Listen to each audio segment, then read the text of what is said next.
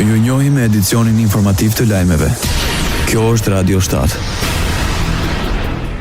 Kuvendi i Shqipërisë miratoi me 77 vota pro dhe 36 kundër projektligjin për barazinë gjinore. Miratimi i tij është shoqëruar me përplasje brenda parlamentit. Kundër votuan deputetët e Partisë Demokratike. Jashtë sallës së parlamentit pati protesta dhe në orët e pasdites nga koalicioni Pro Familjes. Pastor Akil Pano paraqiti një arsyet sepse është kundër ligjit dhe pasojat që ai sjell në familjen dhe shoqërinë shqiptare.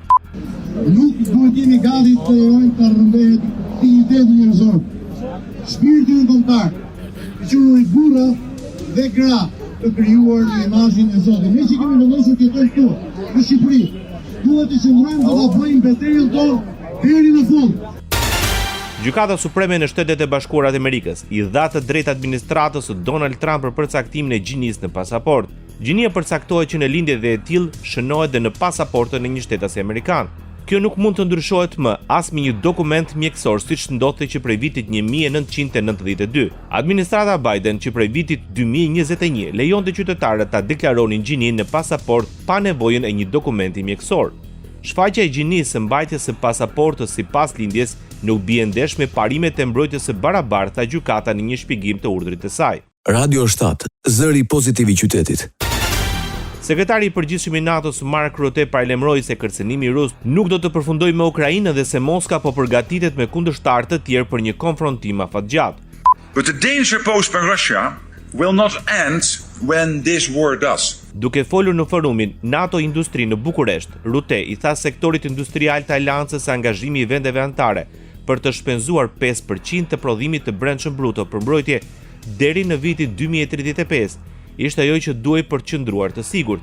I bëj thirrje industrisë të avancojë në mënyrë që Aleanca Atlantiku të Veriut të prodhojë më shumë armë se ata që kërkojnë të na dëmtojnë ose të na dobësojnë, tha Mark Rutte.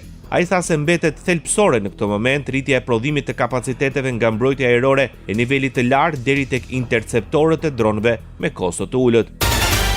Polonia dhe Rumania po vendosin një sistem të ri të mbrojtjes të quajtur Merops, i prodhuar nga Shtetet e Bashkuara të Amerikës. Shkak janë bërë ngjarjet e shpeshta ku dronë rus kanë hyrë në hapësirën ajrore të NATO-s. Qëllimi është të krijohet një linjë mbrojtje në kufirin me Rusinë që të pengojë çdo ndërhyrje. Nevoja për këtë sistem u bë më e qartë pas hyrjes së rreth 20 dronëve rus në hapësirën ajrore polake në shtator, ku mobilizuan avion me kosto miliona dollar për të interceptuar dronë që kushtonin vetëm $10,000. Rumania dhe disa vende të tjera europiane përjetuan ndërprerje në aeroporte dhe bazat ushtarake për shkak të dronëve.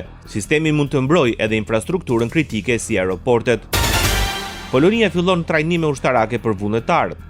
Një program pilot do të fillojë më 22 nëntor, tha ministri i mbrojtjes Kamyz në Varshavë. Programi në gatishmëri synon të trajnojë 400.000 civil vitin e ardhshëm. Kjo luftë po shpërthen përtej kufive tan, ka akte sabotimi në detin Baltik dhe betejë në hapësirën kibernetike, sa Kamyz duke referuar qartë pushtimit të plot rus të fshinjit të Ukrainës. Trajnimet e mbrojtjes nuk duhet krahasohen me shërbimin në ushtri. Ato nuk përfundojnë me një betim ose regjistrim në listën e rezervistëve, tha Ministria e Mbrojtjes polake. Gjermania mund të blejë dron nga Turqia. Një zyrtar i lartë ushtarak gjerman deklaroi se vendi i tij mund të blejë dron teksa Berlini synon të forcojë kapacitetet e veta të mbrojtjes pas pushtimit rus të Ukrainës, sipas Deutsche Welle. Bashkëpunimi me Ankaran shihet si një mundësi strategjike që mund të sjellë përfitime për të dyja palët, duke përfshirë prodhimin e përbashkët dhe bashkëpunimin teknologjik në industrinë e mbrojtjes.